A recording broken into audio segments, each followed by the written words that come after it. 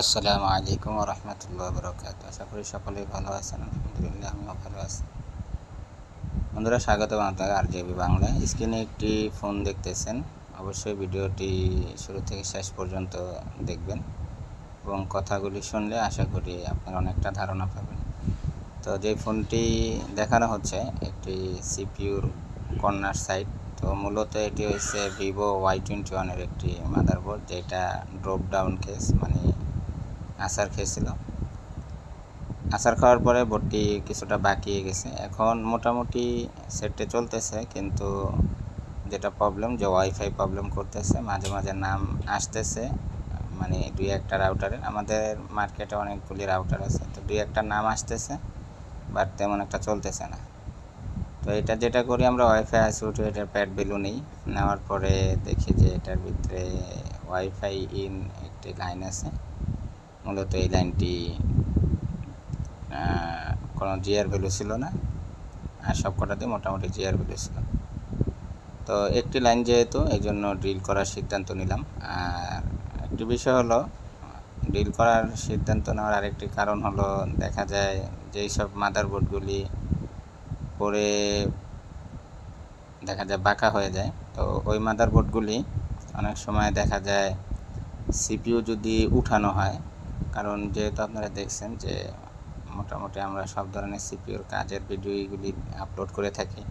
তো কিছু কিছু ক্ষেত্রে বোর্ড যখন আসার খেলে মাদারবোর্ডের কন্ডিশনটা এরকম হয়, যেহেতু এটি পেস্টিং করা, তো এগুলি যখন দেখা যায় আমরা সিপিইউটা উঠাই, এমনও কেস হয়েছে যে সিপিইউর সাথে মাদারবোর্ডের চলটা ধরে উঠে গেছে, প্রথম লেয়ার ছিঁড়ে উঠে গেছে, রিপেয়ারের যোগ্য থাকে না।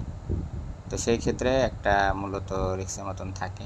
আবার দ্বিতীয়ত হলো, যখন আমরা ড্রিল করি তখন আর একটা সমস্যা হলো যে ড্রিল মেশিন দিয়ে যখন করি একটা ভাইব্রেট তৈরি হয়। এই ভাইব্রেটের কারণে অনেক সময় সিপিইউ ছেড়ে দিতে পারে। কোনো দিকেই রিস্ক, কিন্তু ডিলের রিস্কটা একটু কম, যেহেতু একটা লাইন, এই জন্য আমরা ডিলের ইয়েটাই করলাম। কারণ বোর্ডের কন্ডিশন দেখা যায় সিপিইউ উঠিয়ে কাজ করলে 100 ভাগের ভিতরে 80%ই ড্যামেজ হওয়ার সম্ভাবনা ছিল, এই কারণে উঠিয়ে কাজ করতেছি। তারপরও এই ড্রিল দিয়ে যখন কাজ করি তখন দেখছি যে সিপিইউটা দেখা যায় পাঞ্চ করতেছিল, যখন আমি চাপ দিই ভিডিওতে দেখতে পারবেন পাঞ্চ করতেছিল। তো এই ড্রিল করার সময় যেটা করতে হবে, আসলে খুবই সূক্ষ্ম হাতের প্রয়োজন এবং দীর্ঘদিনের প্র্যাকটিসের প্রয়োজন। ড্রিল আহামরি কোনো বড় বিষয় না, যেটা আপনার করতে হলে অনেক পরিশ্রম বা কারো কাছে যেতে হবে। আপনি নিজে ড্রিল মেশিন কিনে প্র্যাকটিস করতে হবে আইসি কেটে কেটে, এবং নির্দিষ্ট একটি লাইন, যেমন অনেক স্ক্যাপ বোর্ড আছে, এইসব বোর্ডে আপনি যে কোনো একটা ধরেন ক্যামেরা বা ডিসপ্লের একটা লাইন আইডেন্টিফাই করবেন যে এই সোজার থেকে দেখবো আমি, ধরেন আছে ওই লাইনটা বেজে আছে থাকাকালীনও আপনার সিপিইউ ড্রিল করে ঠিক ওই লাইনটাই বের করে আবার কন্টিনিউটি দেখবেন যে আপনি ঠিক বের করতে পারছেন কিনা। যেমন এইটার ভিতরে দেখাবো, আমরা যেই এখন সিপিইউর যে উপরে লেয়ারটা কাটতেছি, এটা অনেকে সিলিকনের লেয়ার বলে থাকে, আবার দেখা যায় এটাকে কাঠকয়লা মেটালও বলে থাকে। এটা বেশিরভাগই কাঠকয়লা মেটাল বলাটাই উত্তম, কারণ কাঠকয়লা মেটালের আইসিগুলি ভালো হিট সইতে পারে এবং এটা খুব স্ট্রং হয় আইসিটা। এবং নিচের যে স্তরটা থাকে ওটা কিন্তু দেখা যায় ওর ভিতরেই আপনার আইসির যে প্রোগ্রামিংটা এটা করে আর কি, ডাইসে প্রোগ্রামিংটা করে, হার্ডওয়্যার প্রোগ্রামিংটা, যেটা লাইন কোথায় যাবে না যাবে। তো আপনার এই উপরের যেই সিলিকন লেয়ার বলেন আর কাঠকয়লা মেটালের লেয়ার বলেন, এইটা আপনার ম্যাপ করতে হবে যে এটা কোন পর্যন্ত পুরো হয়, এরপরে সিপিইউর যে মেন সাইডটা ওইটা কোথায়, এটা করে আপনার ড্রিলিং মেশিন দিয়ে একেবারে কাছাকাছি, ধরেন 10 ভাগের 8 ভাগ 9 ভাগের মতন যেতে হবে। তারপরে একেবারে ধারালো নাইফ নিয়ে, একেবারে নিউ নাইফ দিয়ে যেমন ঘষতেছি এরকম ঘষতে হবে। আর যখনই বেশি এই ময়লা হয়ে যাবে তখনই কি করতে হবে, আপনার একটু অকটেন দিয়ে দেখতে হবে বা থিনার দিয়ে দেখতে হবে যে আমাদের লাইনটা চলে আসছে কিনা। এই যে দেখতেছেন পাঞ্চ করতেছে, তো এই পাঞ্চ করাটা দেখে আমি একটু ঘাবড়িয়ে গেলাম যে যেই ভয় পাইছিলাম আসলে সেটাই হলো কিনা, সিপিইউ ছেড়ে দিছে কিনা। তারপরও আমি স্কেচ করে যাচ্ছিলাম যে এটা শেষ পর্যন্ত করি, পরে দেখি কি হয়। ঠিক আছে, এই ধরনের পাঞ্চ করলে সিপিইউ ছেড়ে দেয়, তখন উপায় থাকে না, সিপিইউ উঠিয়ে আবার কাজ করতে হয়। আর আসলে এইটার গুলোটা অনেক হার্ড, কিন্তু তারপরও দেখেন এটা এই সামান্য ড্রিলের ভাইব্রেটরে এটা এরকম লুজ হয়ে গেছে, পাঞ্চ করতেছে, ঠিক আছে। তো এটা উঠাইলে নির্ঘাত অনেক লাইনই ছিঁড়ে এটার সাথে উঠতো, যত ভালোভাবেই বা যত হিট দেয় না কেন। আর Y21-এ যারা সিপিইউ রিমুভ করছেন তারা জানেন যে এটা কতটুকু হার্ড। এটা গামটা অনেকটা সাদা থাকে, অনেকটা কালো থাকে, কিন্তু প্লাস্টিক টাইপের এই গামটা উঠানোটা খুবই ঝামেলা, ঠিক আছে। ভালো সূক্ষ্ম হাতে করাটা ঝামেলা না, কিন্তু আসলে এটা একটা মানে প্যারার গাম, যে গামটা আসলে উঠাইতে গেলে ভালো বোর্ডের থেকেও লেয়ার ছিঁড়ে যায়, এমন একটা গাম এটা, একটু 19-20 হিট হলে। তো যাই হোক, সূক্ষ্ম হাতে করলে এই ধরনের সমস্যা এড়ানো সম্ভব হয়। তো আমরা প্রায় লাইনের কাছাকাছি চলে আসছি, দেখতেছি যে এটার লেয়ার কখন বেরিয়ে আসে। আমি প্রায় 10 ভাগের 8 ভাগ বা 8.5 ভাগ যখন দেখা যায় ড্রিল দিয়ে করছি, তারপর আমি নাইফ দিয়ে আস্তে আস্তে যাচ্ছি নিচের দিকে, কারণ ওই পাঞ্চ করা দেখে আর মনে হলো না যে এটাতে আর ড্রিল ব্যবহার করি, নাইফ দিয়ে যতটুকু করা যায় আস্তে আস্তে। আর ড্রিল করার যে সিস্টেমটা হলো, আপনারা যদি মনে করেন যে ছোট্ট একটু ফোটা লাইন আমরা বের করব, তাহলে ছোট একটু ড্রিল করলে হয়। এভাবে ড্রিল করলে আপনার কখনোই জায়গা মতন পৌঁছাতে পারবেন না, কারণ ড্রিল যতই যারা করে দেখবেন একটু বড় জায়গা নিয়ে করে, এবং যেই জায়গাটা আপনার পয়েন্ট ওই জায়গাটা আস্তে আস্তে ছোটো করে আনে, তার মানে ত্রিভুজের মতন। প্রথমে বড় হবে, আস্তে আস্তে যে ছোট করে ফেলতে হবে। আর যদি দেখা যায় আপনি প্রথম থেকে ছোট করেন, তো আপনি নির্দিষ্ট জায়গায় যেতে পারবেন না। এই যে আপনারা হয়তো বা দেখতেছেন ক্যামেরায় অপটেন দিলে এই যে ছোট করে 2টি লাইন, তো এইখানে হালকা করে স্কেচ করে আমি ওই লাইনটা বের করি, তারপরে দেখতেছেন যে সিপিইউটা মারাত্মকভাবে পাঞ্চ করতেছে। তো এই লাইনটা আরও ধারালো নাইফ দিয়ে আমি আস্তে আস্তে করে বের করি, যেটা দিয়ে আমি চেসে এই লাইন পর্যন্ত আসছি ওই নাইফ দিয়ে। আর এখানে দেখতেছি যে ওইভাবে ধরতেছে না, আরও একটা নাইফ ইউজ করি। এখানে যত নতুন নাইফ ইউজ করবেন তত ভালো, কিন্তু এটাকে প্রেশার দিয়ে স্কেচ করা যাবে না, তাহলে সমস্যা হয়ে যাবে। তো এইটা লাইন বের হওয়ার পরে তারপরে আপনার যেটা করতে হবে, জিআর ভ্যালু দেখতে হবে, তারপরে আমরা এটাকে জাম্পার করব। আর যেটা বলতেছিলাম যে আপনারা যেভাবে ড্রিলের কাজগুলি শিখবেন, যে ভালো বোর্ডের একটা নির্দিষ্ট পয়েন্ট নেবেন, ওইটা কেটে তারপর আপনারা জাম্পার করে দেখবেন, বা আপনারা বুঝার মুটে দেখবেন যে নির্দিষ্ট জায়গা পর্যন্ত আপনার বিপ দেয় কিনা, তখনই বুঝতে পারবেন যে আপনাদের আইডিয়া ঠিক জায়গায় করতে পারতেছেন। এরকম কয়েকটা করলেই আস্তে আস্তে দেখবেন যে হাত ক্লিয়ার হয়ে যাবে এবং কাজ করতে পারবেন, কিন্তু রিস্কটা অবশ্যই নিয়ে নেবেন। অনেক সময় সিপিইউ ফেটে যায়, কোণ নষ্ট হয়ে যায়, অনেক ধরনের ঝামেলা হয়। আর একবার সিপিইউ কাটলে অনেকে ধারণা করে যে সিপিইউ বরাবর উঠে দিলে ভেঙে যায়, আসলে ভাঙার সম্ভাবনা থাকে না, কারণ আমরা সিপিইউটা কাটার পরে এটাতে আবার হার্ডগুলো করে দিই, যার কোনো সাপোর্ট থাকে। আর যেই সাইডটা আমরা এটাকে কাটি ওই সাইডটা আমরা প্রেশার আর দেই না পরবর্তীতে, যদি সিপিইউ কখনো উঠানো লাগে। তারপরেও যদি দেখা যায়, আর বেশিরভাগই ডিসপ্লের লাইন, ক্যামেরা, এইসব লাইনগুলো বেশিরভাগ চতুর্দিক থেকে আউটপুট হয়, মানে একবারে আইসি সাইড থেকে, মাঝখান থেকে খুব কমই হয়, যার কারণে প্রেশার কম পড়ার সম্ভাবনাই থাকে, চাইলে প্রেশার কম দিয়ে উঠানো যায়। তো লাইনটা বের হওয়ার পরে যেটা আবার করতে হবে, যে আবার একটু গুলু করে দিতে হবে, গুলু করে তারপরে আপনার লাইনটাকে আবার স্কেচ করতে হবে। এখন আমি কন্টিনিউটি দেখে নিচ্ছি যে আমাদের এখানে ভ্যালু আছে, মূলত জিআর ভ্যালু শো করতেছে।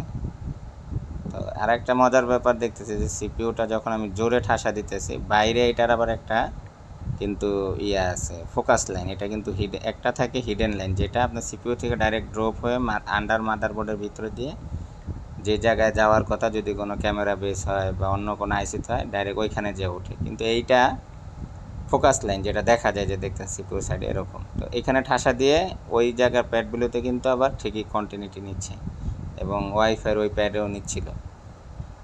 কিন্তু এটা তো আর ঠাসা দিয়ে দেওয়া যাবে না, যেহেতু ছেড়ে দিলে চলে যাচ্ছে। আর মূল বিষয় হলো, এটা যেভাবে আমাকে কাজ করতে দিছে উনি মূলত সেটা ক্রয় করে রাখছিল।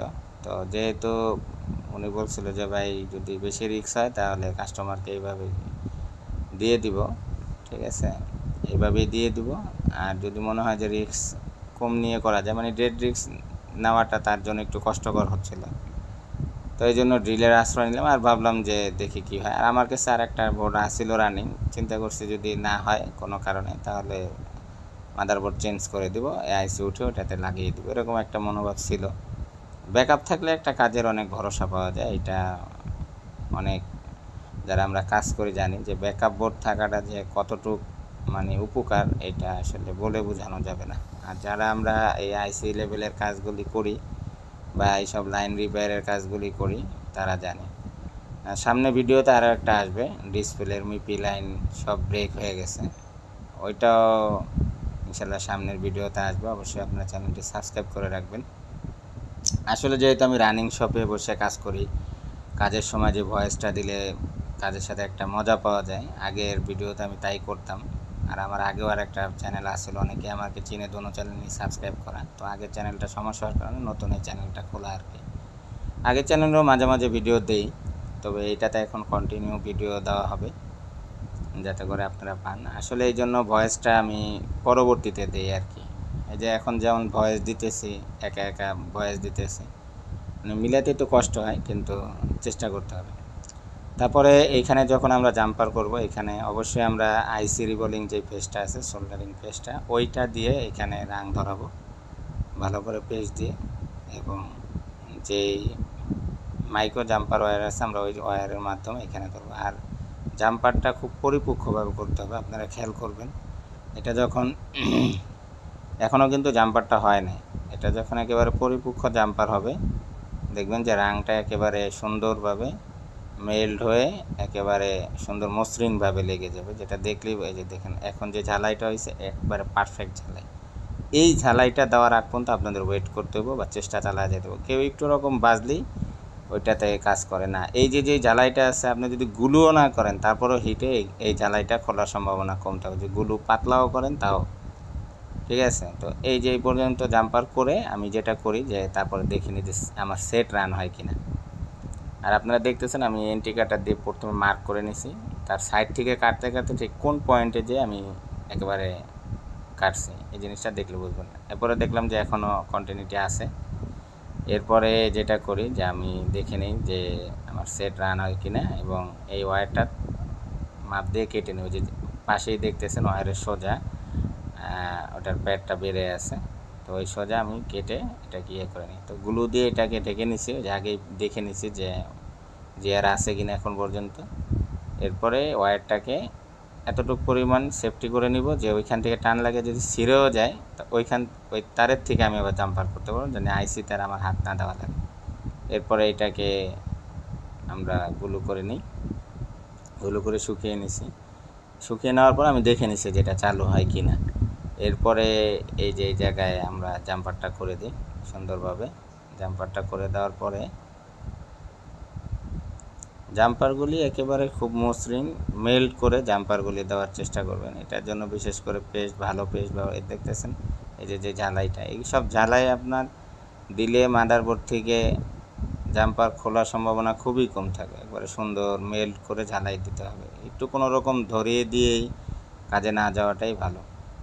আর এই যে আইসিটা এটা বসার সময় একটু ঝামেলা হয়, কারণ এই জায়গার মাদারবোর্ডটাও একটু বাঁকা, মানে আইসিটা টাল হয়েছিল, তো এটাকে জাতা দিয়ে বসাইতেছে। প্রথমে একটু হিট দিয়ে ধরতে নিলে এটা সাইড হয়ে যাচ্ছিল।